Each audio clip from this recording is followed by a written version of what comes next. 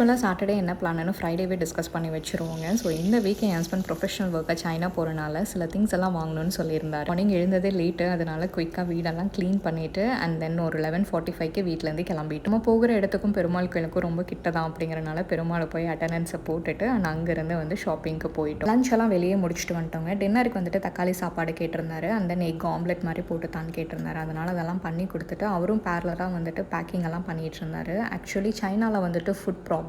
அவருக்கு வந்துட்டு அங்கே இருக்க ஃபுட்டு பிடிக்காது, அது ரொம்ப ஒரு மாதிரி ஸ்மெல்லாக இருக்கும் அப்படிங்கிறனால இங்கிருந்தே சில ஃபுட்டெல்லாம் வாங்கிட்டு போயிடுவார். ஆனால் இந்த வாட்டி நிறைய வெரைட்டி ரைஸ் வாங்கிட்டு போயிருக்காரு. ஒரு இந்தியன் ஸ்டோர் அப்படிங்கிறனால நமக்கு நிறைய ஆப்ஷனும் கூட இருந்ததுங்க. ஜீரா ரைஸ், டொமேட்டோ ரைஸ், அதுக்கப்புறம் புளியோகரா அண்ட் பன்னீர் பட்டர் மசாலா, சன்னா மசாலா அந்த மாதிரி நிறைய இருந்தது. ஸோ இந்த வாட்டி என்னென்ன கிடைக்குதோ எல்லாத்தையும் தூக்கி அள்ளி போட்டுட்டாரு. இந்த மேகி வந்து நாங்கள் ரொம்ப நாளாக நம்ம இந்தியன் ஸ்டைல் மேகியை வலை விரிச்சு தேடிட்டு இருந்தோம். ஃபைனலி கிடைச்சிருச்சு. ஸோ அது லிமிட்டடாக 2-3 தான் வாங்கியிருக்காரு. அண்ட் பேக்கிங் எல்லாம் முடிஞ்சது. சேனலை சப்ஸ்கிரைப் பண்ணிக்கோ.